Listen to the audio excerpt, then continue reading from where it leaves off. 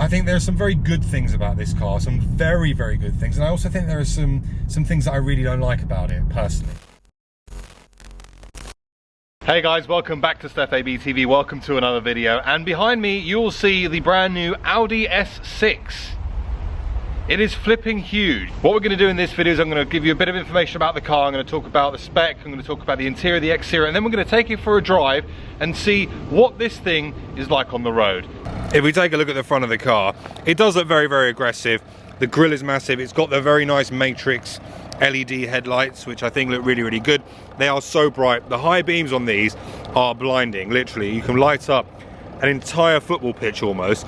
It is that strong. There's a question mark around these kind of cameras and radars, because that's the thing with this car, is it's very tech heavy. So you've got cameras there, radars there, you've got a camera here, another radar there. I'm not sure I like it, if I'm honest. I think it ruins the aesthetics of the grille, you know, because you've got all the lines going across and then these two kind of haunches there. Other than that, the front of the car does look very, very aggressive. Exterior design of this car, I really like it. I think it looks nice. Ultimately, it's gearing up for the new RS6, which is going to look a little bit more aggressive. It is obviously the 3-litre V6 diesel, 350 horsepower. So you're looking at the back and you think, oh, that's really nice. You've got some really cool 4 exhausts. However, unfortunately, that's all for show. Now, if you see in here, that's all fake. There is nothing in there whatsoever. It's not connected. And if I come down to the other side, you can actually see where the exhaust is. And then we get to these. These are 21-inch wheels. And if you look at the size of the wheels, you'll also see the size of the rotors, and you'll also see the size of the discs. They are huge brakes, and you need it to stop the car as well. Taking a look inside the car, it's a very, very nice cabin. Obviously, we've got different style steering wheel to what I've been used to driving in RS3s and all the other cars, TTRS. This is a bit more different design. It looks very, very nice. It's all leather with kind of the piano black inserts here. We've got the virtual cockpit. This, for me, the center console is the pièce de résistance.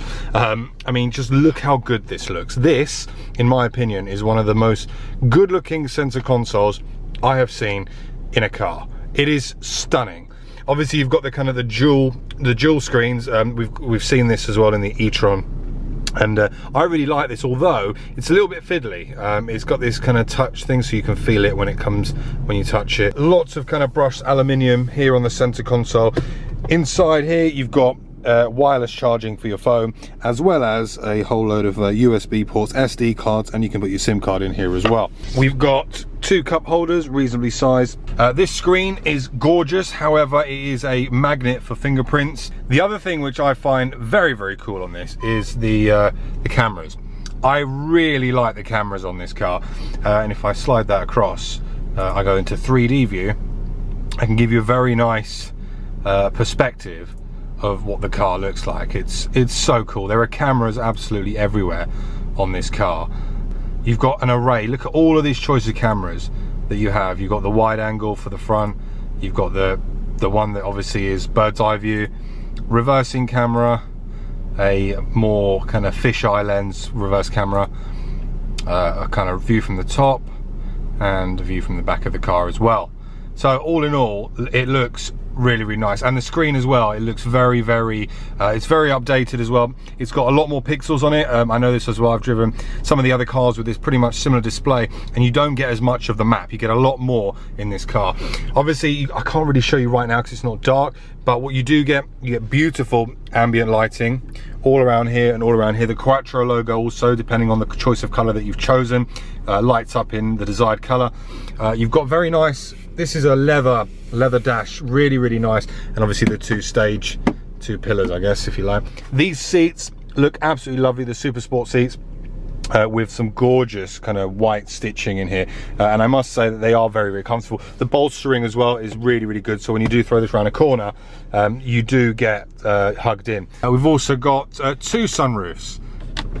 So we've got the rear one and we've got the front one, and if I open them up, so it's not a full panoramic roof. You've got one sunroof here, and then you've got the second one there, so loads of space.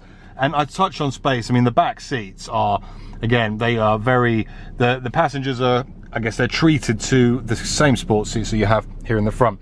If you're sitting at the back of the car, you also have the luxury of a touchscreen climate control, which is very, very nice. Very, very cool indeed. I really do like what Audi have done here, particularly to improve the experience of the passengers at the back. And also you've got an additional 2 USB chargers and connectivity at the back as well, so your passengers can charge their phones, whatever it is. If you're going on a long journey, plug in a USB charger and off you go.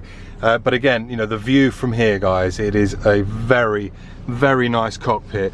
And I think what Audi have done is, with this car particularly, from a premium feel, is on another level. The boot itself is absolutely massive. I mean, it's an Avant, so it's going to be big, but this is a huge boot. I mean, if you travel heavy, then you are winning with this car. And of course, you can even fold those seats forward, and ultimately, really, you could use this almost as a bed.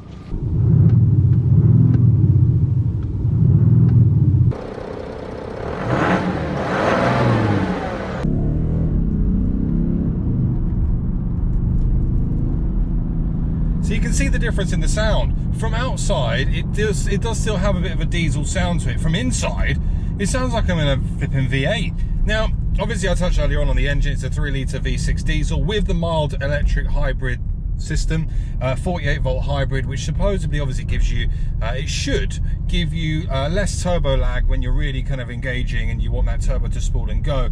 Also increased efficiency. Very similar, it was the same setup as the Audi S4 that I drove.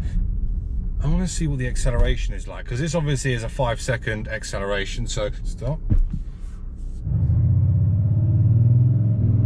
off we go.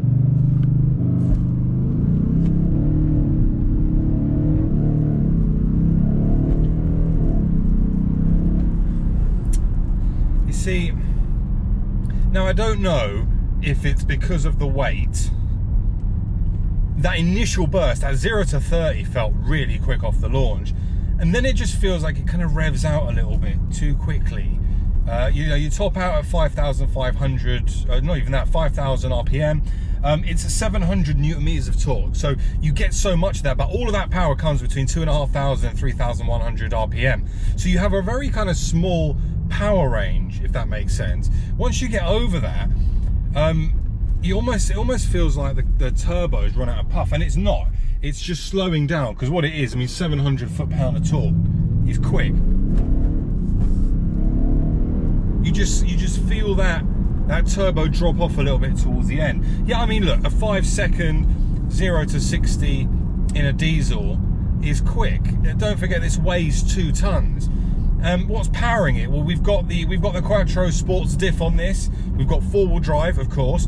So in all conditions, this car is going to be great for anybody who wants to drive it. I touched earlier on about the size. It's very big.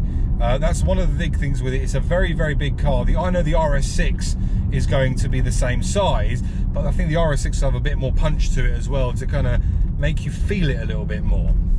I'm not saying that you don't feel this acceleration at all, because you do, particularly on a launch. Now, we've got an 8-speed automatic transmission in this car as well, and that obviously translates to, in fact, what's the average MPG on the long term? At the moment, and it's been thrashed around quite a bit, it's doing 31 miles to the gallon, which isn't too bad, considering the fact that when we get these cars, we put our foot down a lot. If you did a long journey in this is a dream.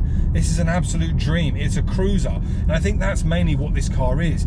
I mean, from a comfort perspective, I touched on earlier on, the seats are superb, but as a driver, I feel very, very comfortable. I could do so many miles in this car. The steering as well feels good. It's a very light steering as well. Now, obviously, I've got the car set right now in the sports dynamic mode, which, as you saw earlier on in the video, this car also has the airlift suspension, which I believe isn't available as standard. You have to spec it in.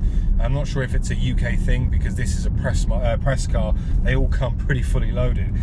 But the comfort factor in this car is unbelievable. That's one thing that I will give this car credit, because it deserves it. Drivability, it's big, but you've got 1,000,001 different cameras, so you can park it anywhere. Interior noise sounds good. Pickup, it's fast. You know, once it gets going, it is fast. It just lacks a little bit of spice for me. And I think that's, I don't know, I can't really put my finger on it. The S4 for me felt better, and maybe it is because of the size, because this is a hefty old barge, and you know, you take a corner, you do feel it. You know, it has got the sport suspension, it does handle reasonably well. In fact, it handles well, but you really kind of throw this around a tight corner, you will hear those wheels screaming, and they are 21-inch wheels as well. They are massive tyres on this thing. So who would this kind of car be perfect for? You can travel a family of 5 in here easily, loads of legroom, in pure comfort, interior noise, you know, there's not much exterior noise, sorry, so you can have a civilized conversation in this car. You can pretty much move house in this, and if you ever get kicked out of your home and this is the only car you have, then you're all right. You know, you get a couple of blankets and some pillows and you can live in here. That low end torque is really good. I mean, you expect it with 700 Newton meters, and also the mild hybrid system, you get all of that low down power, but it feels like you rev out too quickly and you just run out of revs. Does that make sense? I'm sure it does. Now, what other things do you get with this? With this car, I've got the adaptive cruise control, which is something that I think it's amazing, it's incredible, but it still needs some tweaks. Not just Audi, all cars, because you know, if you're in traffic, etc., you just put it into adaptive and it starts, stops, brakes, keeps a distance. But the problem that I find with it is that if it's in slow moving traffic and start, stop, it brakes quite late. And I know you've got the settings to kind of allow the distance, but if you allow too much distance, then people just kind of cut in front of you, and that just makes you angry. When you set the distance to the minimum to try and keep a reasonable length to the car in front, it accelerates quite hard and it brakes quite hard. And I drove this the other day into London, and what I actually found was the car behind me kept slamming on their brakes, and they must have thought, what an idiot this guy is driving. He clearly isn't reading the road ahead, because if he was, he'd be smoother on the brake. But it wasn't me, it was the adaptive cruise control. So it's great if you're feeling lazy and you don't want to do any driving, just whack into adaptive and off you go. So look, in summary, what do I think? I think there are some very good things about this car, some very, very good things. And I also think there are some things that I really don't like about it, personally. And that's my own personal taste. I'm sure there are people out there who will see this video and be like, wow, I am putting my money down now, I want an S6. And good for you, because this is a very capable car and it does everything very, very well. But for me personally, this is not the car for me. Yeah, I think the bits that I obviously that I do like is the I love the cabin. The cabin is incredible. You know, let's not beat around the bush. This is by far, in my opinion, one of the best cabins I've ever sat in. The screens here, just phenomenal. The piano black, the 2-tier kind of dash, the comfort element, the seats, the stitching, everything about it is stunning. What I don't like about the car, I don't like the fact that we faked our way into having quad exhausts. I personally don't like the personal way the throttle pedal feels on this. I think it feels a little bit too lazy for me, in my opinion, even in dynamic sport.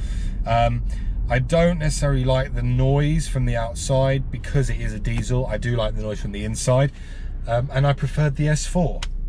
Maybe because the S4 was a bit lighter and a bit of a shorter wheelbase. When you throw it around corners, it feels a little bit better. But again, not taking anything away from this car. Overall, it's a great car. People are going to love it. And I hope you enjoyed the video. I hope this review is useful, and it will aid you in your purchase if you are ever going to buy an Audi S6. But anyway, that's the end of today's video. Make sure to like, share and subscribe if you did enjoy this content. My name's been Steph. You guys have been awesome. Make sure to tune in for the next video, and I'll see you on the next one. Thank you for watching.